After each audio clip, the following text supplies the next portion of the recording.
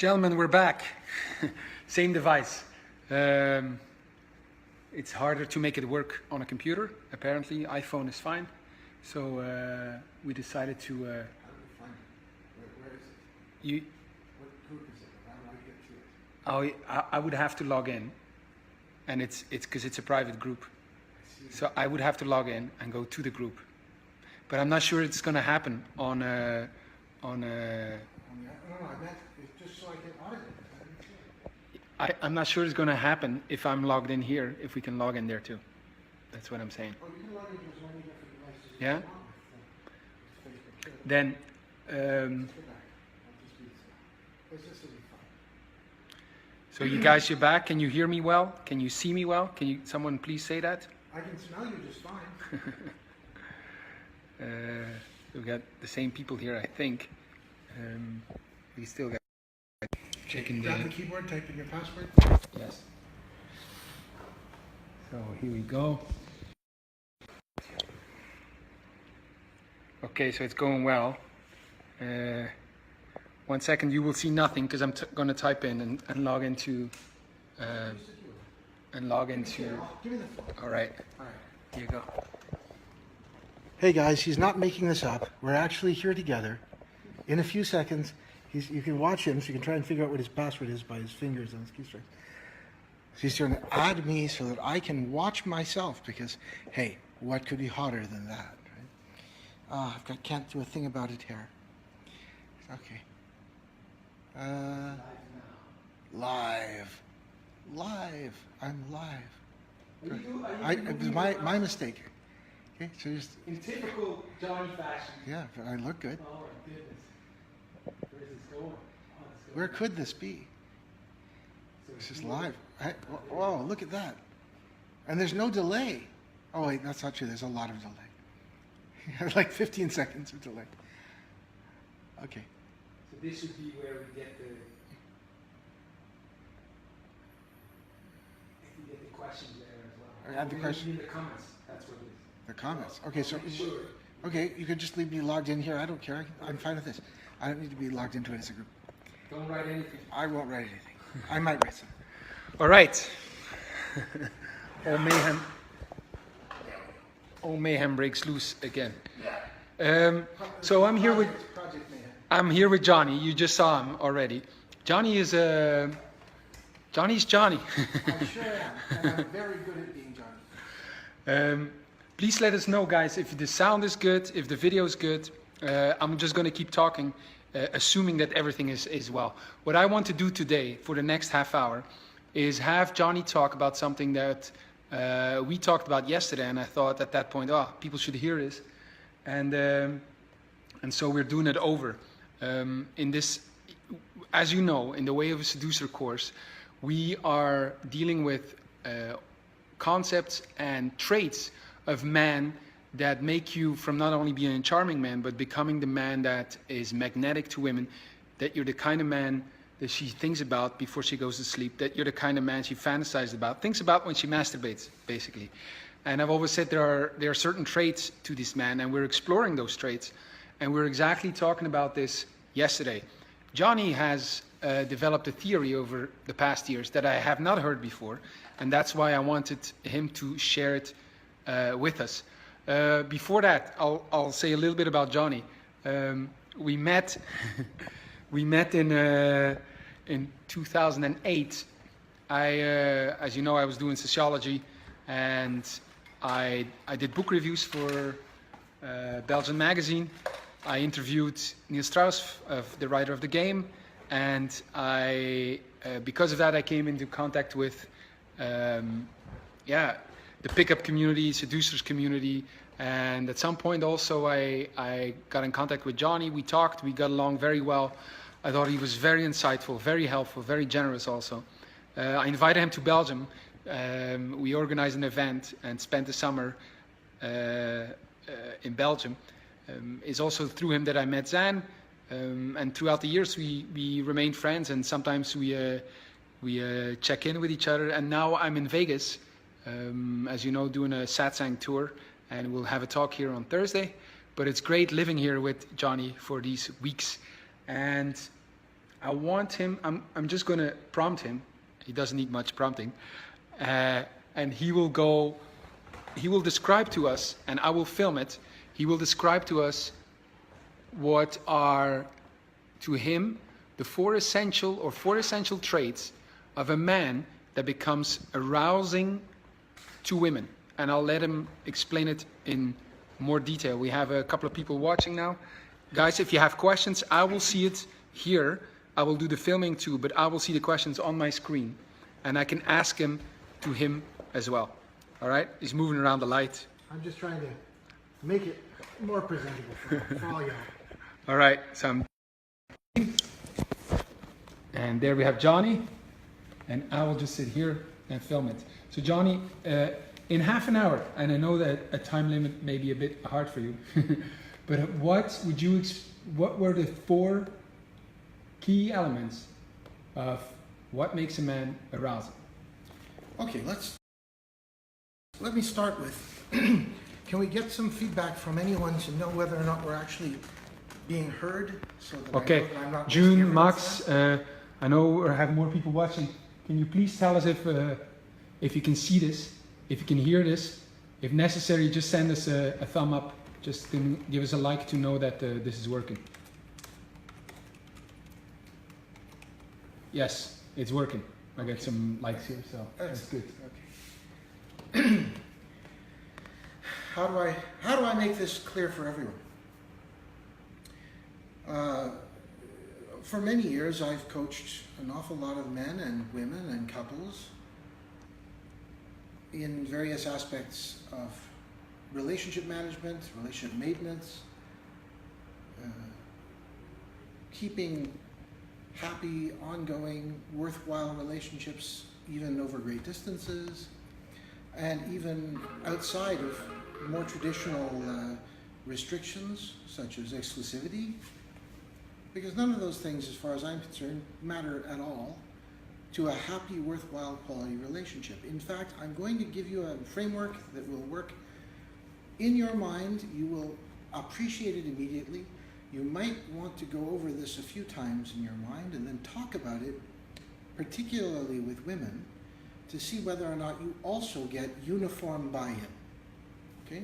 When I say uniform buy-in, I mean I have discussed this now with women in their teens, 20s, 30s, 40s, 50s, 60s, and 70s, and gotten 100% acceptance across the board from every straight woman, and even from several completely dyed-in-the-wool, completely masculine lesbians.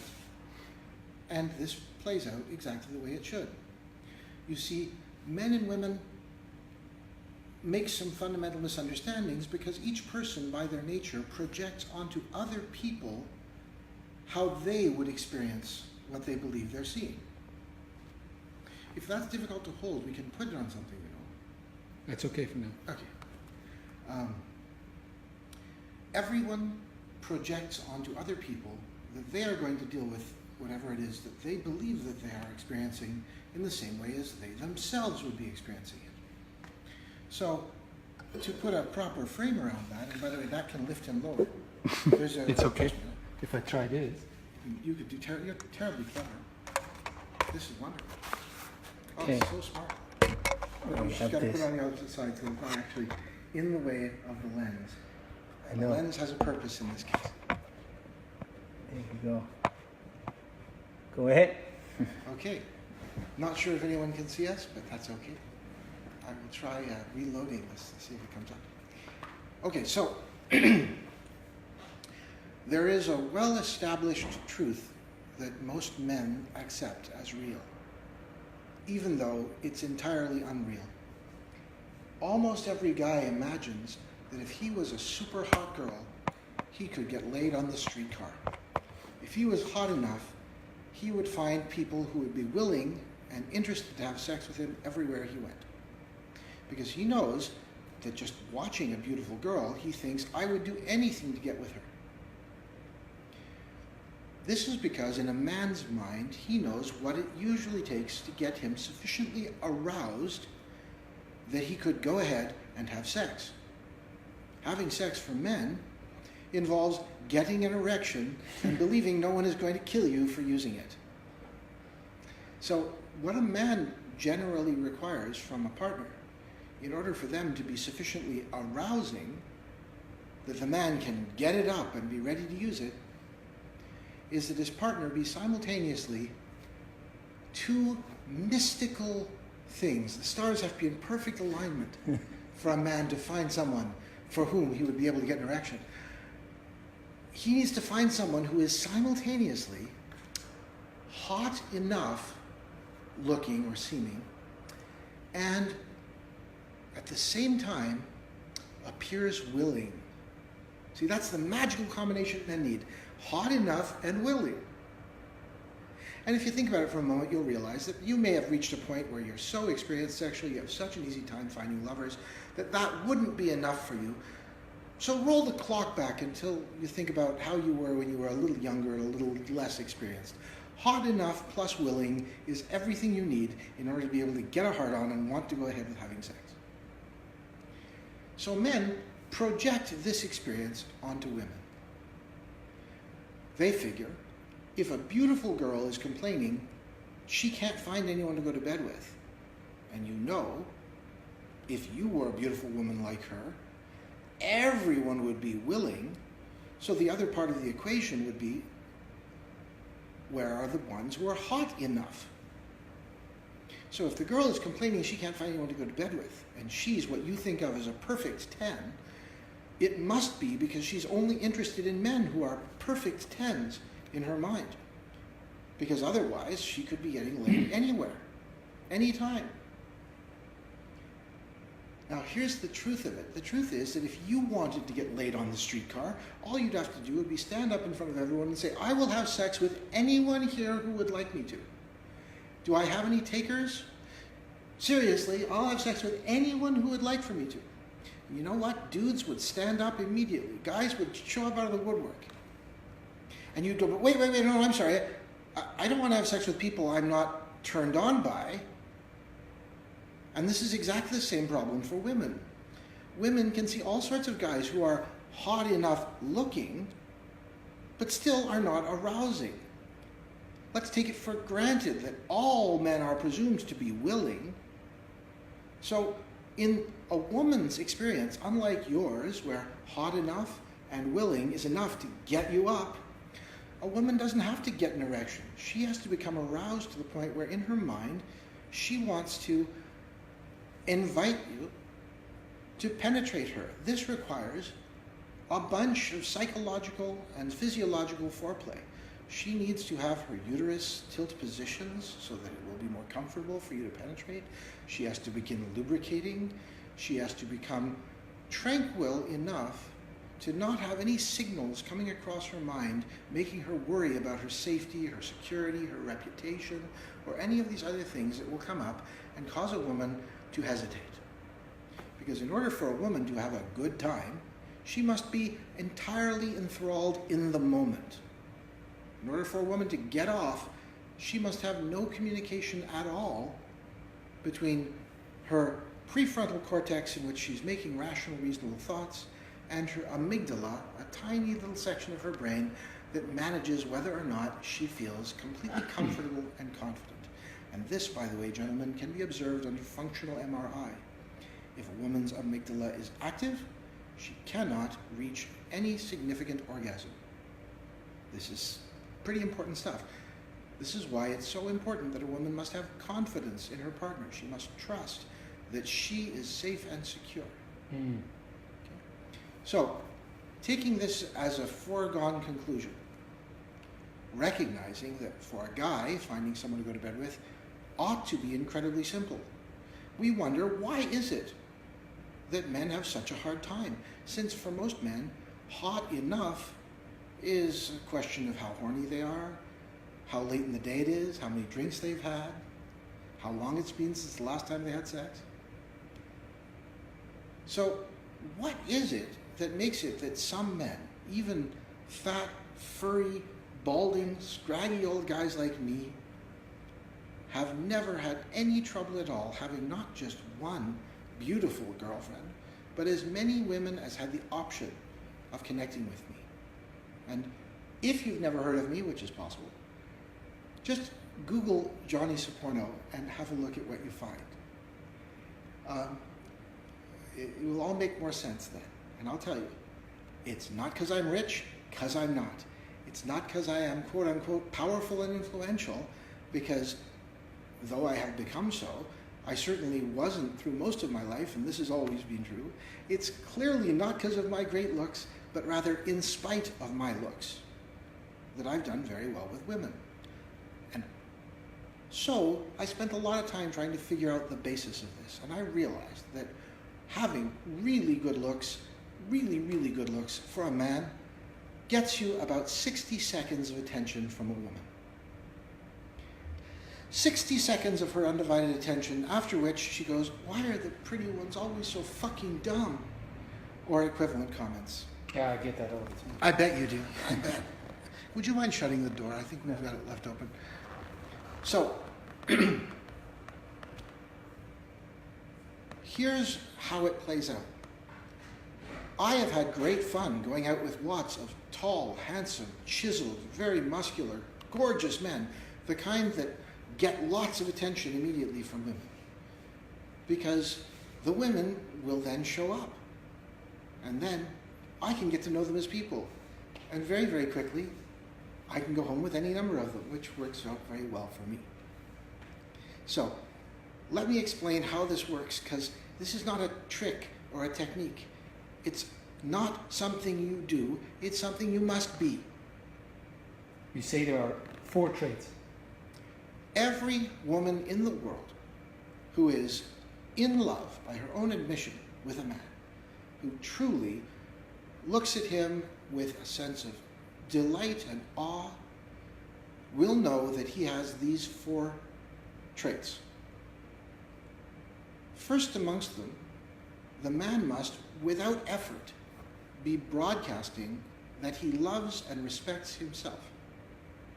I'm sure that Hans has been very clear about how important self-acceptance is as a pivotal underpinning. It is the most important thing, and in order to be self-accepting, you must make your peace with that even if you're not the way you might wish you could be, you are as you are. And overwhelmingly, that's not only fine, it's probably excellent. You're just giving yourself unfair and unrealistic criticism. You're presuming of yourself that because you're not the way you would like to be yet, or because you'll never be the way you imagine you ought to be, that you're not any good.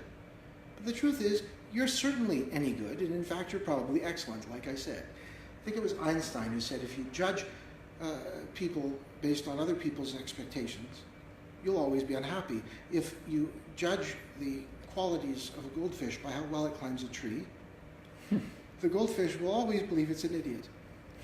Okay? Do not allow anyone else's expectations of you to define what you expect of yourself, or you will be miserable forever. Are we touching on something pivotal here? And we can talk about it later too, but I like this, the idea that self-acceptance, self-love has a lot to do with managing expectations of yourself. Absolutely. Let me just co-opt this for a moment. There are 3 aspects to expectation management. These are absolutely fundamental to ongoing happiness. The 3 aspects of expectation management couldn't be more simple. The first element is managing your expectations of yourself. If you set for yourself expectations beyond that which you can demonstrate to yourself, you will always be disappointed in yourself. And feeling disappointed in yourself is no way to go through life. It's the ultimate demotivator. It is impossible to feel inspired or happy when you feel disappointed in yourself. So instead, you must come back to the concepts of self-estimation versus self-confidence. Self-esteem, self-estimation, is what you expect of you, what you imagine of yourself, how you envision yourself. Self-confidence is what you can demonstrate to yourself. You become more and more confident as you try more things. Experience is the only source of genuine self-confidence. Anything else is arrogance. Self-confidence comes from what you've demonstrated to you. So if you want to find out how good you are, try stuff. Don't be upset when it doesn't work, because think about the last thing you could do flawlessly the first time you tried it and every time after that. I'll bet there aren't very many of those. In fact, if you stop and think about it, everything you do, from walking, climbing a flight of stairs, using your cell phone, everything has a learning curve. Do not get upset with yourself for not instantaneously being good at things. That's irrational. This is where expectation management comes in. Recognize. Johnny's on fire. This is amazing stuff. Bring some water. Next, they're going to splash me with water. Okay. Just for the people who are in, we're talking about the 4 traits of what makes a man arousing to women. We are in trait number 1, the most important one, which is self-acceptance. And self-acceptance has a lot to do with managing expectations. And so Johnny's discussing this. Okay, so I'll come back. Managing expectations has 3 aspects, 3 pivotal towers of managing expectations. They're equally important, each to the other. The first is managing your expectations of yourself. Because if you set unreasonable expectations of yourself, if you expect things that you cannot demonstrate to yourself that you can do if you put in best effort, then you are setting yourself up to be disappointed. And that is profoundly demotivating. Instead, don't say, I'm going to become a professional basketball player. Say, I'd like to become a better basketball player. Because that's within your grasp. Your expectations of yourself should always be what you know for sure you can do, with the expectation you might be able to go beyond that. So you should never expect anything of yourself beyond what you can demonstrate to yourself now at your best efforts. And every time you expand and become better, you'll find yourself happier and happier and more contented. I've got to let this person know I can't talk to me. There. So that's 1. First part of the 3 is managing expectations of yourself. The second part is managing other people's expectations of you. Because putting up with other people's broadcasting their disappointment in you is unacceptable. Another profound demotivator that will make you feel contempt and hostility and resentment towards others and be angry with yourself. So you need to manage your expectations. You need to manage your expectations of yourself and manage your expectations or other people's expectations of you.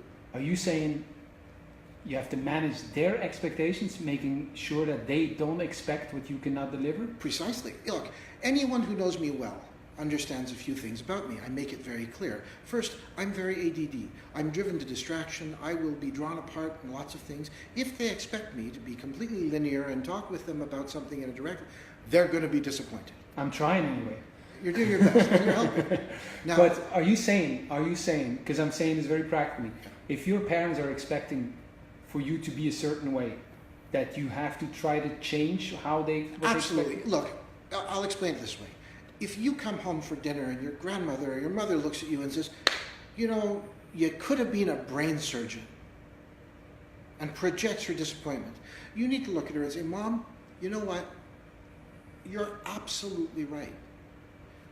I have all the necessary elements to be a great brain surgeon, except the interest in being a brain surgeon. In fact, the only reason I could have applied my skills and talents to being a brain surgeon would have been either to please you or to make money. And when you became pregnant with me, you didn't buy a brain surgeon kit. You have a living, breathing, organic, self-maintaining, self-correcting, self-healing person. And I love that you have allowed me to be the person that I am. And you've been a great parent to me by never forcing me to be any different than I am. And I am, in fact, very happy being the person I am. So you should take great pleasure in that. And if I ever hear you beating yourself up because I didn't become a surgeon, I'll be very unhappy for you. Because you must stop being angry with yourself because of the things in which you blame yourself for my not having become. Because what I have become should be something you're incredibly proud of. Yeah. A man who loves himself and is happy with the person he is. That seems like a great exercise in a way. I'm a little bit surprised that you call it important to manage the expectations from others, if the other option would be just to turn around and say, I don't want these people in my life, because where does that end? You know, Sure, but when I'm biking in the street, Yeah. Car drivers have a certain expectation that could not be the right one for me, and I would never try to manage their expectations. Of course you me. should be. I'll give you an example of what I mean by that. When you're driving on streets where cars pretty much cannot see you, because that's the problem. I remember when I used to drive a motorcycle, the mantra I reminded myself of all the time was, no one can see me. No one can see me. The reason guys drive Harley Davidsons and really loud bikes is because you're a lot less likely to get driven into by someone if they can at least hear you. Okay? I drove a quiet Japanese sports bike, a crotch rocket, okay? Kawasaki ZX-10, the fastest bike on the road. But the thing I needed to remember was nobody knew where I was at any point. I had to presume they didn't know. Okay? So I wore ridiculously bright, very, very flowing outfits that people couldn't help but see. I put LEDs on my helmet to try and keep them from hitting me. I managed my expectations of myself, which are I know what I'm going to be able to accomplish, and I know that it doesn't matter if I'm the best motorbikist in the world. Because if somebody else driving a car does not know that I'm there, there's a good chance that before I can react, they're simply going to kill me. Not because they want to. In fact, none of them want to kill me. What they want is just to get on with their thing. So I manage my expectations of me, and I manage the expectations of other people by ensuring they can see me and they know what to expect. Okay. So let me explain what that means. If I'm going out on a date with someone, I let her know what to expect. I let her know I'm not the marrying kind. Please don't imagine that I'm going to take you out on a number of dates to try and get somewhere with you, because if we're not getting along well enough that we would end up in bed together, then there's really no point in our continuing. Are you saying that walking away from someone is a great way to manage their expectations of you? It is a good way, but I don't believe that you need to if you're clear enough up Yes. front. Okay? Well, I'm sure that, and I have not been in the case, but I'm sure a lot of guys will protest against this in the light of their relationship with their parents and how they expect things of them. Look, guys, it's simple. If your parents are beating themselves up because you're not the way they want you to be, you need to frame it that way. Okay? They did not get a kit from which they were to assemble you to be the way they wanted. The only way that you could possibly be disappointing them is if they did a crap job parenting you. That's on them. It's not on you. And you need to help them to forgive themselves. Because what they've actually done is made an independent, freely existing person. And that is a great gift to the world. They need to stop thinking that their job was to make you into whatever it was they imagined, because that was unreasonable in the first place. The third part of expectation management is the most challenging for most people. It's where you take that second part and you flip it around. That's where you manage your expectations of other people. You stop looking at other people who are doing things differently than you are and think poorly of them. You stop looking at the family who are eating their food with their fingers and you say, oh, they're savages. No, they're not. They're culturally different than you are. As a matter of fact, every single person you know was not raised in exactly the same way you are, with exactly the same experiences. So the way they deal with the world is going to be different. Are you talking about the suspension of judgment? Yes, absolutely. And beyond suspension of judgment, the recognition that if you presume to expect something of someone else in advance and you hold them to that, you will be setting yourself up for disappointment. Mm-hmm. Instead, allow people to demonstrate how they actually are. Do your best to non-judgmentally accept them, because they are that way. If someone shows up for something 15 minutes late, and you say, hey, what the fuck? They say, oh, really, I'm really sorry. Only the next time you go out with them, they're 15 minutes late again. Don't think, wow, this person is disappointing me. Think, okay, well, what have I learned? I've learned that this person is not intending to be late, and even if they are intending to be prompt, they may not be. So I'm going to recognize that if I need for them to be prompt, they may not be the person that I should arrange to do something with. And you give them the opportunity to demonstrate how they actually are. Only after a person's words have very little to do with how they'll behave, their patterns will establish themselves through their actions. If someone makes a time-based commitment with me, that would be a real trick, because generally speaking, I don't allow it unless I know they're going to be right with me at the time to make sure it happens at that time. I try to keep him in this room the whole time, guys. But I tell people on a constant basis, I don't make plans that far ahead. They say, you want to have dinner tonight? I say, I can't make plans that far ahead. Ooh, Casablanca. Yeah, exactly. Where was I last night? So long ago, I don't even remember. I have followed the Richard Blaine philosophy on that for many years, because if I tell someone I'm going to be someplace at 7:30 on Thursday, the odds are very, very high that by 6:45 on Thursday, someone will have contacted me with some crisis. And I'll look at the time and I'll say, I've still got time. And I'll go to help them. And then it'll get later and later. I still got time. So instead of doing that, I let people know it is a better idea if they have time pressure not to make their commitment with me. And I don't want them to be disappointed in me because I've miscommunicated. So I'm very clear about it. This way, following the second pillar, I'm very clear. I say, look, I'm not good at that sort of thing. If you need that, find someone else. I am, however, really good at the things I am. Absolutely brilliant at the things I'm brilliant. Mm-hmm. And I generally don't even attempt the things I'm not, because there are lots of people who need the things at which I'm brilliant enough that they'll do the things for me that I'm not good at. I liked very much, Johnny. I don't know, you didn't use to allow the other the space of self-expression. What phrase did you use? Something similar, but I'll need to wrap my head around what it is you're asking, but let me just put it this way. Each person is going to be the way they are. Trying to get a person to change their character is a very foolish endeavor. Mm-hmm. Overwhelmingly, the person someone is going to establish itself and is going to continue that way, and very few people change by very much without a very long and protracted process of correction. And you have no right to expect it of anyone. Mm-hmm. So don't start from that. Let me summarize, and at the same time, I ask you guys, can you give me another heads up to see if sound and image is good for now? So please let me know this by giving a like or so. We are talking with Johnny about the 4 traits that make a man arousing to women. And okay, we get likes, so that's working well.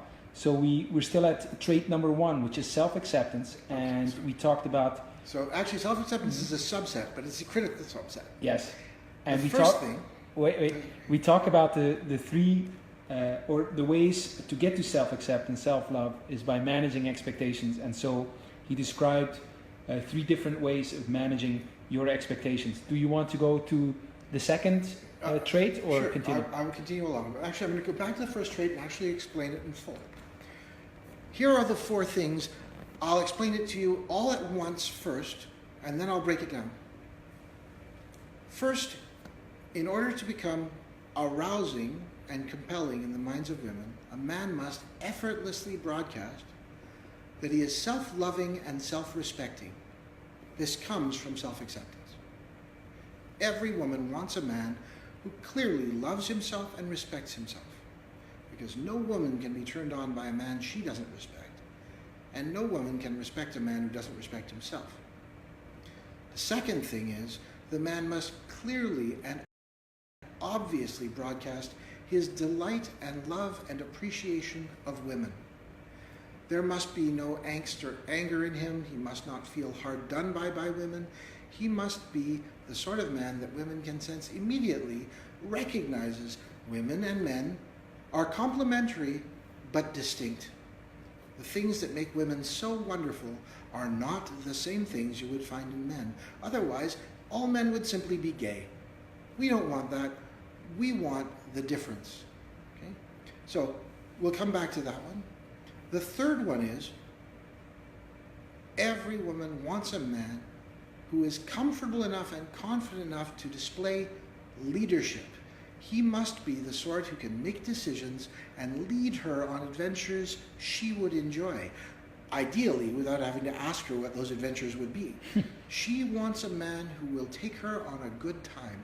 As Zan says, she doesn't want to have to be his good time. She wants him to take them both on a good time. So the key element of the first one is you have to love, accept, and be yourself, confident you own your shit and you're not hiding from yourself. Secondly, you must obviously love and appreciate women, delight in them, including the things like that women's versions of honor and honesty may be radically different than men's, and that the rule base by which women operate and communicate with one another may be radically different than the ones we're used to. Maybe. Yeah, well, we'll tend to be. So starting from the appreciation that women are delightful and wonderful for who they are, and understanding and accepting them without judgment, without hostility, is incredibly significant to them. The third part again, when you obviously are confident and comfortable enough in yourself that you can make decisions and go ahead and lead, taking responsibility for the people for whom you are leading, to ensure things work out the way that you would like them to, that is unbelievably arousing.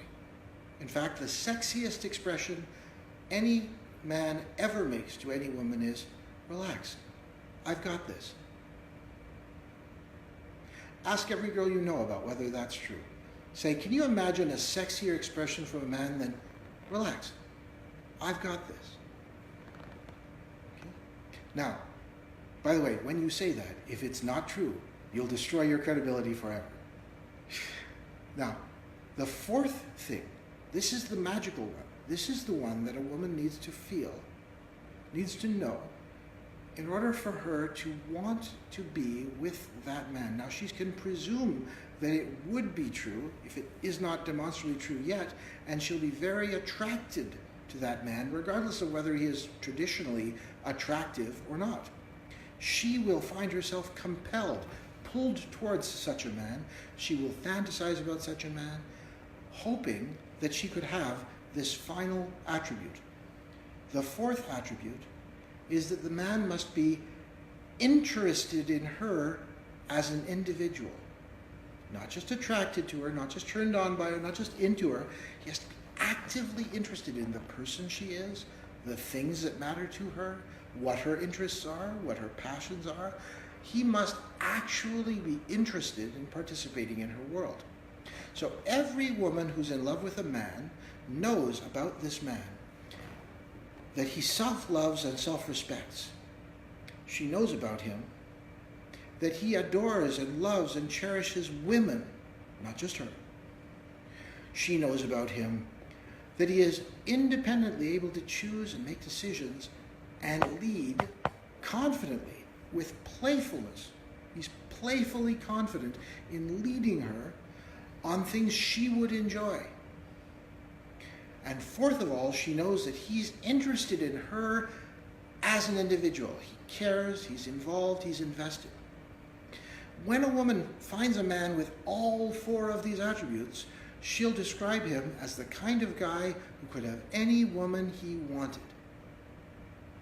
Every guy who's out there who's listening to this or hears this, think about the relationship you're in now or the relationships you've been in before with women who were in love with you, and recognize they knew you were the sort of man who could have any woman you wanted.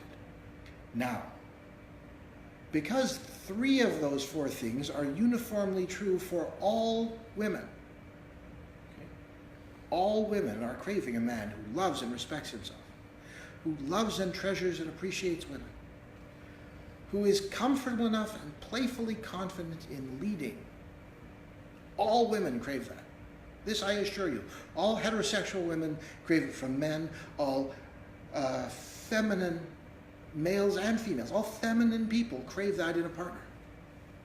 They want that masculine confidence that comes from self-love and self-respect, self-acceptance, loving and cherishing the opposite sex, being comfortable to be playful and light, happy in the world, leading on adventures that would be enjoyable by others.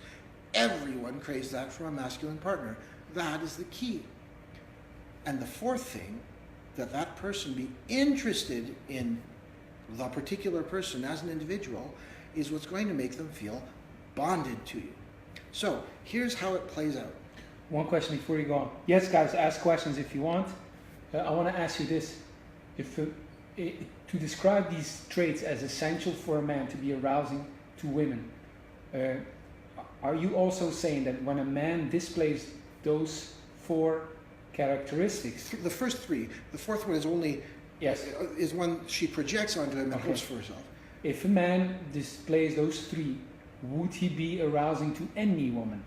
Well, he would be arousing to every woman and any woman on a primal level, but not necessarily interesting to her in real time, in the moment. In fact, I'll put that exactly into the frame it needs to be.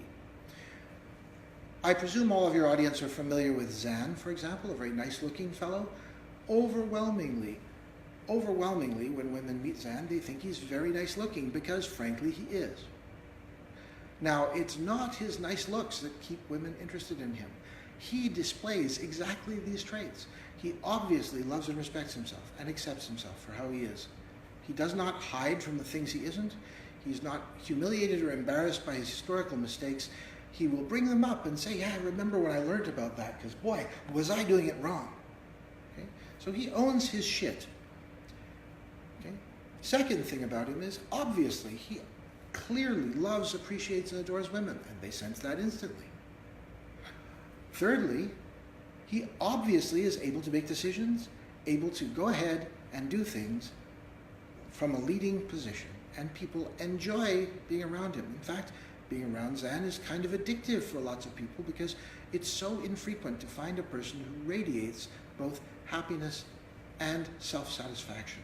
That's what I call successfulness. That's the paradigm that I work under. Successfulness is the confluence of self-fulfilling, self-perpetuating happiness and full, genuine, legitimate self-acceptance, self-satisfaction. When a person is self-satisfied and happy, boy, does everyone want to be around them, male and female alike. Now, for women, as soon as they meet a guy who in their mind is not needy, is not whiny, is not unhappy, is not feeling hard done by, who obviously loves himself, loves women, is able to make decisions, who's the sort of guy she knows will be able to protect and maintain for her a safe enclosure in which she can be the person that she really would like to be, and that he's encouraging her to be that way, every woman in the world will fall for that man for sure. Even, and I say this from personal experience, if he's 150 kilos, 350 pounds. So, what women need is the sensation that the man is who he appears to be. Every woman will say, just be yourself. Because what she's really saying is, please, please, please don't try and pretend to be something you aren't, because ultimately it's going to come out. And if I find myself interested and attracted to you based on who you pretend to be, you'd better damn well be able to be that way forever, or I'm going to destroy you when we break up because I'm going to feel betrayed. So you must be yourself, and the best way to both be yourself and be arousing to women is to make peace with yourself. Manage your expectations. Stop feeling disappointment in yourself. Stop allowing other people to project their disappointments onto you. And stop feeling disappointed in other people. People are as they are. And as you become more and more accepting, uniformly accepting, you'll discover something really cool. There's no longer any purpose to being tolerant. I'm about the least tolerant person anyone knows. How can I say this, considering I put up with everything? Well, it's not that I put up with it. It's that if it doesn't affect me, then I don't have to decide that it's not good enough and has to go. I just accept things as they are. You see, toleration is the opposite of acceptance. When you accept something, you judge it, determine it is unsatisfactory or unacceptable, but give it a pass. That's what tolerance is. Deciding this is unacceptable, but I'm not going to make a big deal about it. This is it's very juicy stuff, Johnny. And guys, if you have more questions, you can ask them. I see some people have trouble with the video, but I'm assuming it's on your side, guys, because other people are seeing it perfectly. Sound is good too. And please give me another like if this is the case, so it's clear. Okay. I'm reading comments, but I'm interested, Johnny, in this. You named those 4, and they're fantastic, very close to the traits that we're describing in the Way of a Seducer course. The how-to seems a very interesting path, or meaning what is next to get to be that guy. And you talked about managing expectations. Is that the biggest entry point? Is that the biggest thing a man can do to start becoming that arousing man? Well, it's an essential component, but not enough to be a first step on its own. And it takes all about 5 seconds to make the mental leap of recognizing there are 3 aspects to expectation management. The 3 aspects are very clear. When you stop expecting things of yourself because they've been projected onto you, when you stop accepting that you're a disappointment to yourself because other people appear not to be satisfied by you, and you realize that self-satisfaction comes from yourself, self-acceptance comes from yourself, self-esteem comes from yourself, and self-confidence comes from yourself. That's what that word means. It means it comes from you. So when you realize that you are the arbiter of whether or not you're worthwhile, that you are the person responsible for determining whom you need to be and how you need to be, you must recognize that if you are not being the person that you can demonstrate to yourself you are, you have to fix that. You have to make peace with yourself. So I'll tell you where the first step is from my perspective. Okay. You need to take a moment and ask yourself, if you were to meet you, okay, someone who was you in every sense, you know their entire experience base, you know all the lies they've ever told, all the times they've bluffed about something or pretended something, all the people they've inadvertently or intentionally screwed over, all the betrayals they've been involved with, all the times they allowed themselves to be suckered, all the mistakes they've made, all the poor judgment calls, all the times they were too trusting, all of their mistakes. You meet someone who is you. Would you want you as a friend? Would you want to know you? And if the answer is not, fuck yeah, then you have to look into that and figure out what it is about you couldn't accept. Mm-hmm. Now, you have to be careful about this. Recognize you have friends. And if your friends put up with you in spite of these things, you have to ask yourself, am I prepared to put up with these things from my friends? Okay? If the problem is you're unpredictable, or you're often late, or you overcommit to things, or you make promises you don't follow up on, or whatever, ask yourself, do your friends do this to you? Do you cut them that slack? Because you deserve to cut yourself as much slack as you give to them. But recognize... Love thyself as thy neighbor. Fair enough. That you must appreciate that if there are things that you would not put up with in your friends that you do, you have to remedy them. You must, because you must be a person who accepts and treasures and cherishes and loves and adores himself, and you must be a person you respect. In other words, if you're bluffing about who you are, you can't respect yourself. If you do not believe you are worthy and deserving, you cannot respect yourself. You need to fix these problems, and you need to get on it right away. That should be your number one agenda. Forget women. Guys, I want to make an important comment. If you believe that what's missing in your world, the reason you're not the person you'd like to be, is because you haven't got a girl, I'll warn you of something incredibly important. If you feel incomplete without a woman, you will virtually never find a woman. Because women are exclusively attracted to men who are already complete. A woman wants to attach herself to a man who demonstrates those 4 qualities. And in order for him to be that man, he must feel and be complete. This doesn't mean you are at the finish line. Success is, as we say, a journey. But you need to feel you've arrived everywhere you are.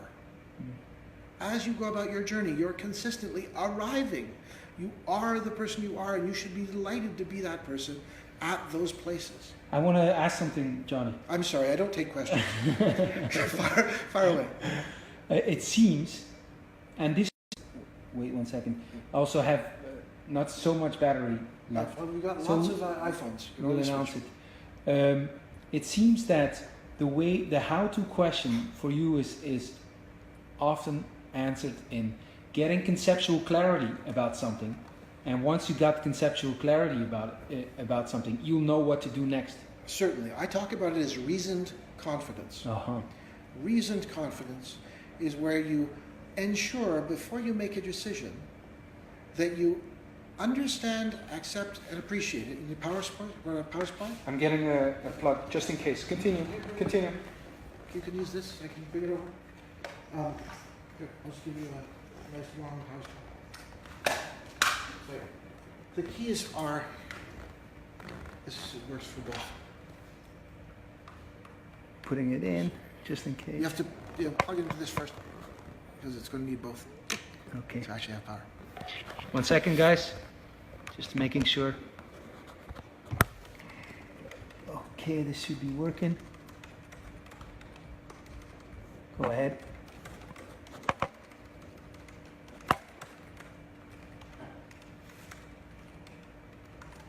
Okay. So, Continue. you'll need to remind me. My ADD By the way, we get some things. It's hard to ask questions when he answers everything so clearly. There you go. If you see comments by Hans Command, it's Johnny writing them. Okay. Continue, Johnny. So conceptual clarity is the starting point. I talk about it as reasoned confidence. This is where you come to quorum, you come to agreement between your mental understanding and appreciation of something, how you think about it, how you feel about it. Okay? So there's no reticence, no regret, no question internally. And you run something once you both feel good about it and intellectually understand it, you run it past your conscience, which is the practical application of your philosophy, to see whether there's any part of it that strikes you as something you would regret.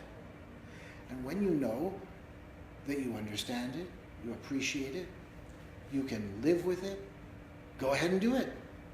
Because the worst thing that will happen is it won't work out the way you'd like, but you can learn from that, modify as necessary, and repeat it. The most important aspect, people talk to me a lot about my stuff, successfulness. They say, so where does successfulness come from? I say, well, interestingly, any attempt anyone makes invariably results in a success. We've polluted the concept of success to include the idea that it has to be a beneficial success or a desirable outcome. But it's not true. Every attempt yields a success. In other words, successes come from a succession of successive attempts, each of which yields successive successes. In other words, an outcome is the technical definition of a success. And therefore, the opposite of a success is no outcome.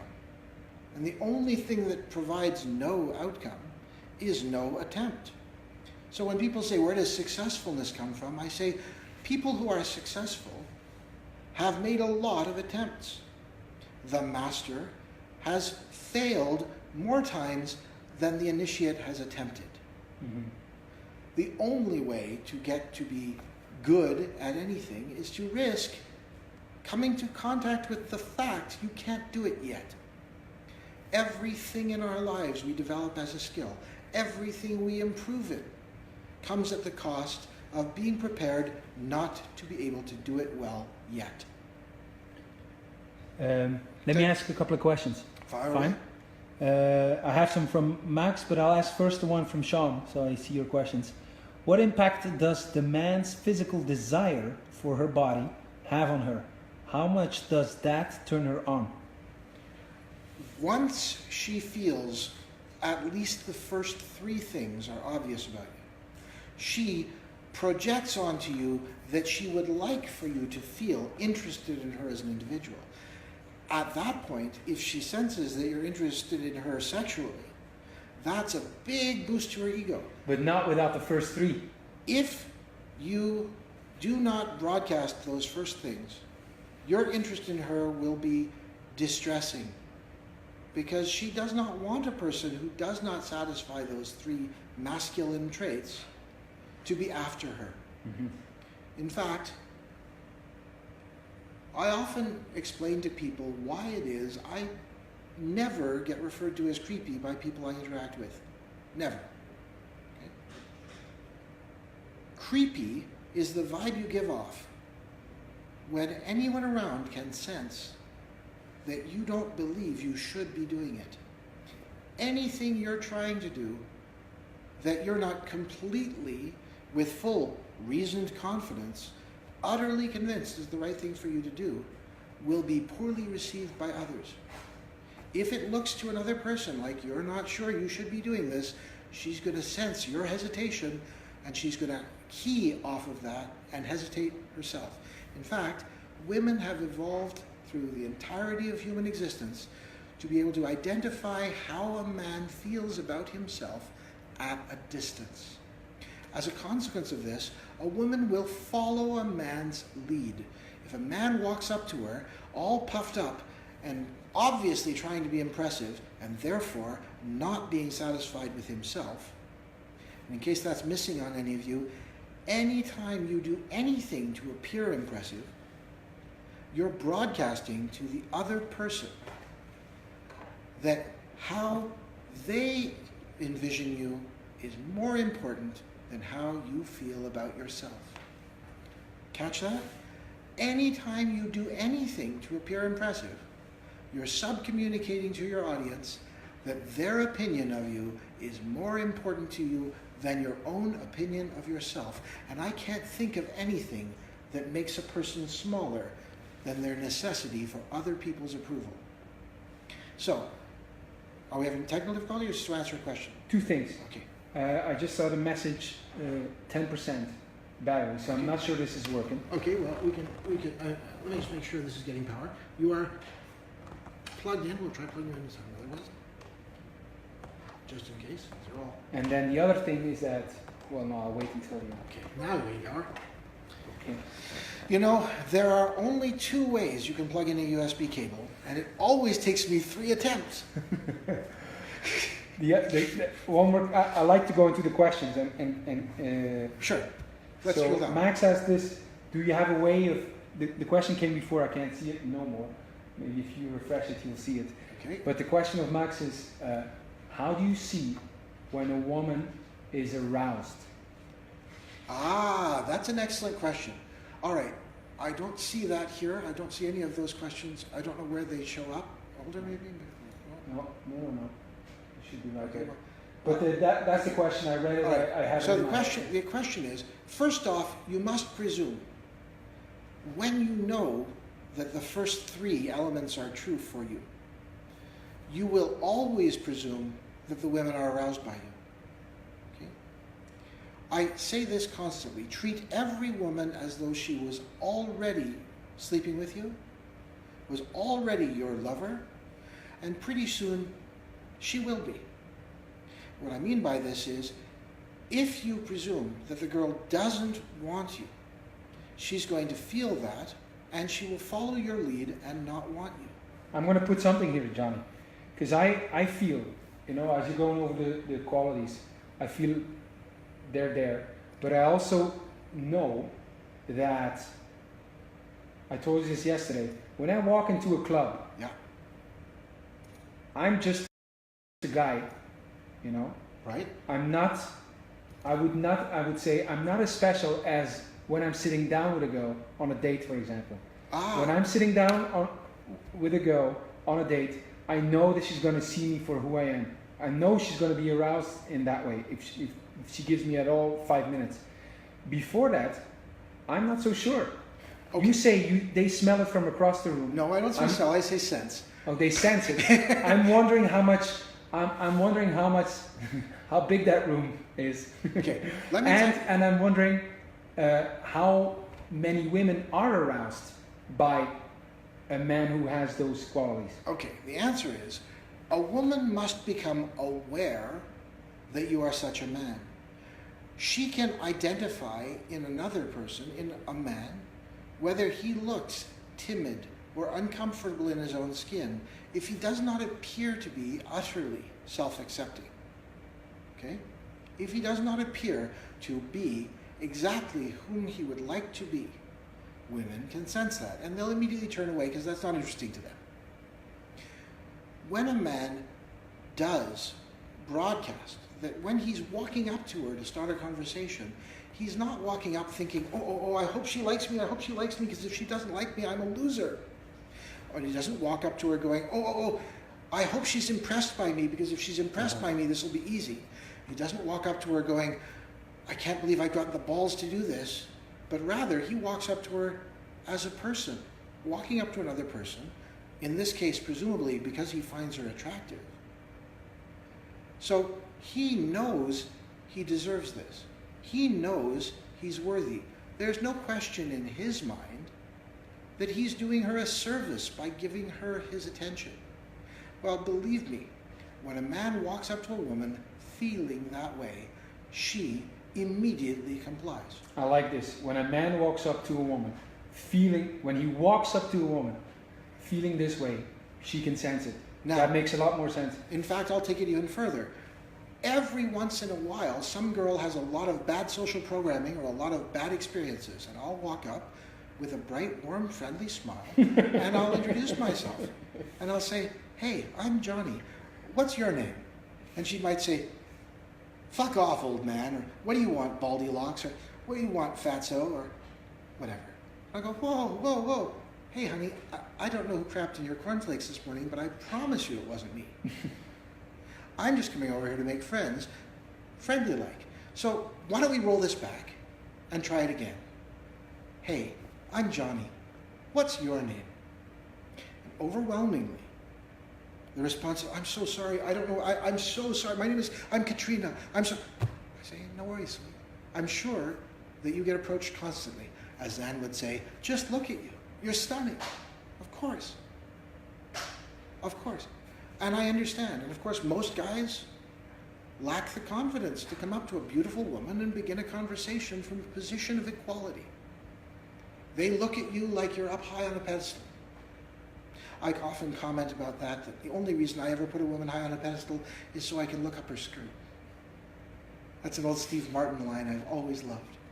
But on a serious note, it's like the concept of negging.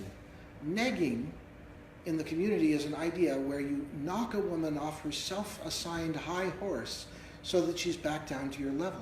Well, frankly, guys, when you truly love yourself and accept yourself, you realize there is no higher level.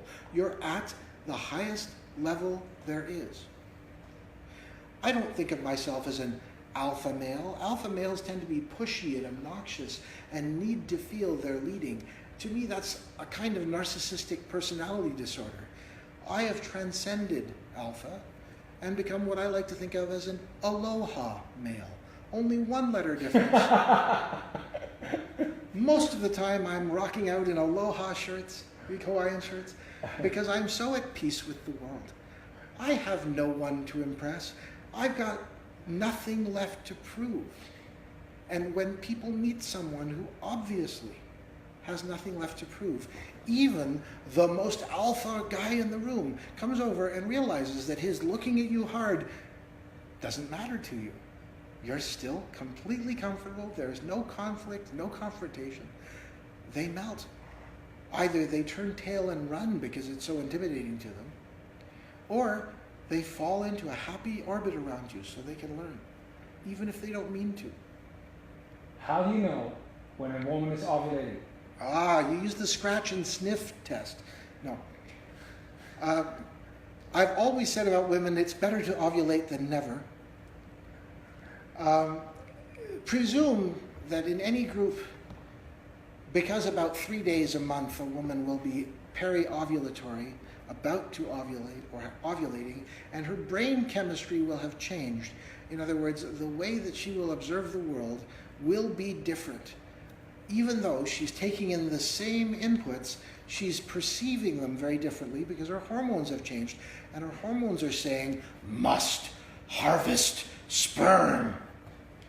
So when you look around and you see a woman who is casually and comfortably, or even perhaps in a little bit of a panic, continuously scanning around the room, stopping to look at every guy, checking out his eyes, then his package, then his eyes again, and moving on. And by the way, as you get used to this, it becomes more and more and more obvious. It's like seeing the arrow in the FedEx logo. As soon as you've seen it, you can't unsee it. The key here is you go about looking at women to see what they're looking at. When you're in a nightclub, if you're watching a bunch of women and there's one who has turned her body away from the bar, may have a drink on the bar or it may be in her hand, but she's not looking at her friends. She may be talking with them. She may glance back over to her friends to make a response to their question. But she's scanning the room. It's because in her mind, her brain is saying, must find that potential alpha male who will walk over and bend her over.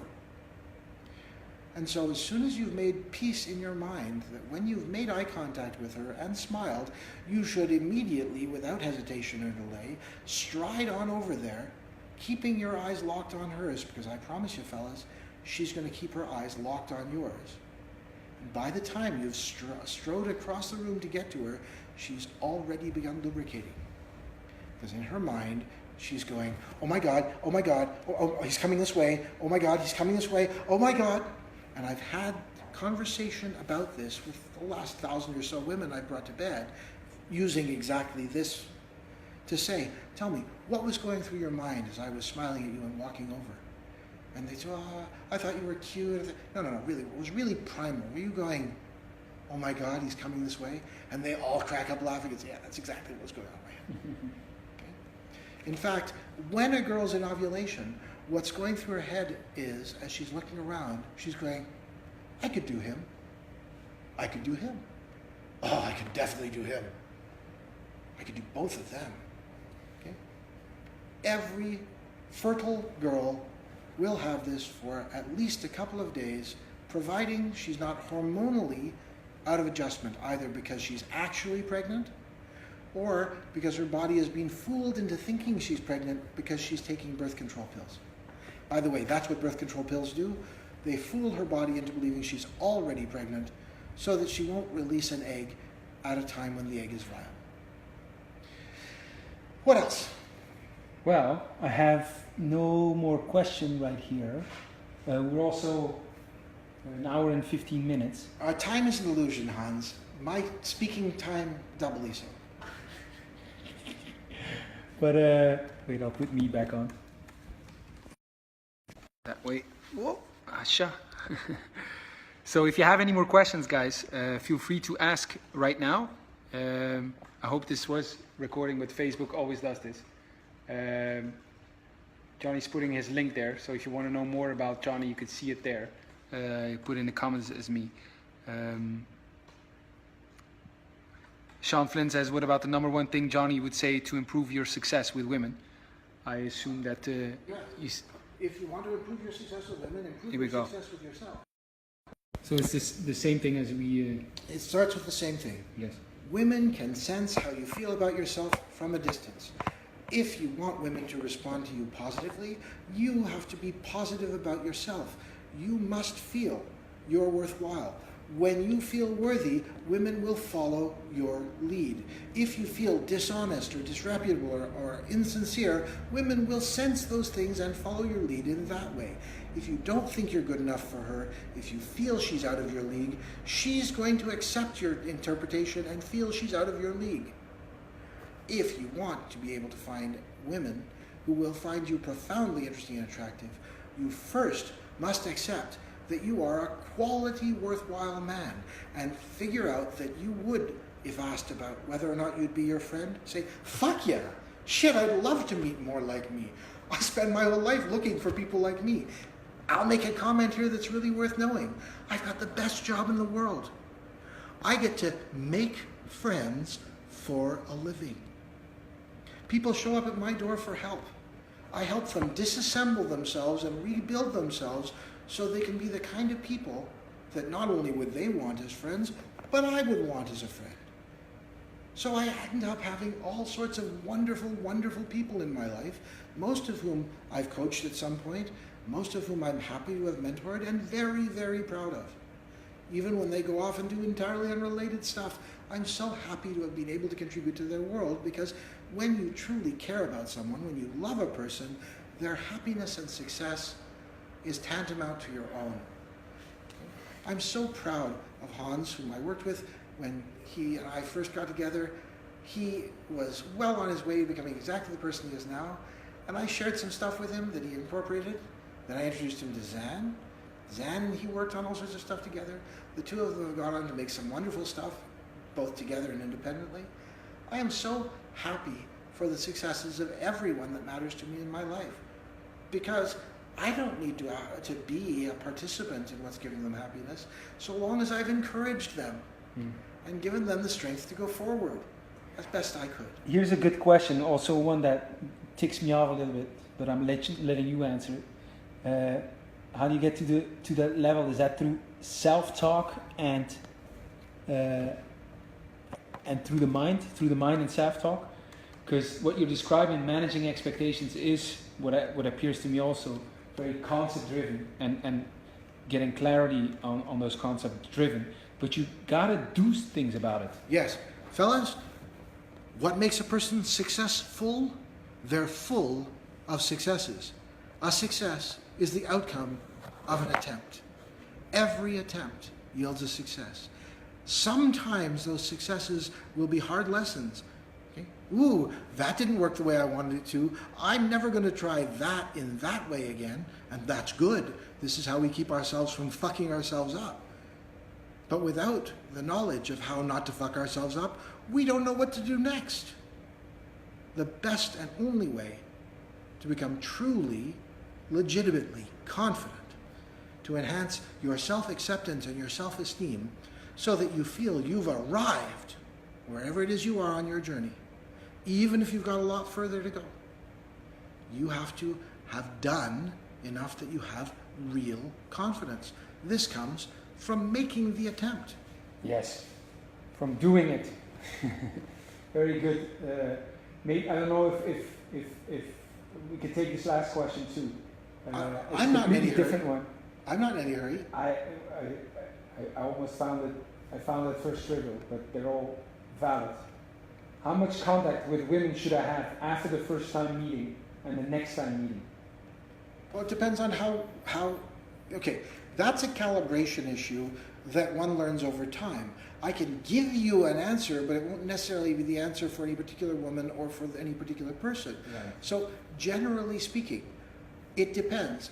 Is the vibe that you have with the woman one of friendly or sexual? If you made certain there was no question of there being a sexual vibe, then the more time you stay in contact with them, the better, but you should constantly be closing. You should be saying, hey, why are we doing this online? Why don't I come by and get you? Okay? What are we waiting for? Because once a woman has made up her mind that she wants to have sex with you, she wants to have sex with you right now. Always be closing. Okay? ABC, always be closing. I'll say this again. I always presume that every girl I meet is aroused by me. I presume this because life has taught me that even girls who don't necessarily get turned on by me enough to want to go to bed with me get turned on enough by me that they want to stay in contact. They want to have me in their world. They want to keep hearing what I've got to say. I am not going to be aesthetically attractive to any girl just based on how much she enjoys me. I will become very attractive to her and compelling to her as soon as she starts to have orgasms while she's thinking about me. So either as soon as we go to bed together, or as soon as on her own time when she's masturbating, my face shows up in her mind and doesn't get dispelled by her brain going, oh, he's too needy, he's too effeminate, he's too weak. she'll log on to me and I will contribute to her orgasms. And she will reframe what she finds to be her type to include me. You follow what I'm saying, fellas? A woman's type is flexible. Patrick, for example, you're Asian. Many women who have not gone out with Asian guys before might say, oh, he's not my type. But when she becomes sufficiently aroused by you and goes to bed with you, and you help her to find sexual satisfaction, suddenly you will be her type. And if you were having a relationship with a woman and you broke up, odds aren't bad at all. She'd find herself with another guy who looked like you. Because women remap their type based on what helps them get off. Alrighty. I'm going to get back on screen here. I know that Johnny will go on. I have some other things to attend. We're at 1 hour, almost 1 hour and a half, which is cool. I have put there the links.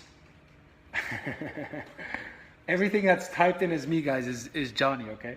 But you have there, you have there the links to find Johnny. I highly recommend it. And if you want to know more, you can contact me too, but you have all the necessary contact details there. If this is well, this will be recorded so you can watch it again. If this is a recording you're watching and you have any more questions, you can put them in the comment section and we can always answer them later. All right, Johnny, I want to thank you again. Take your hand off the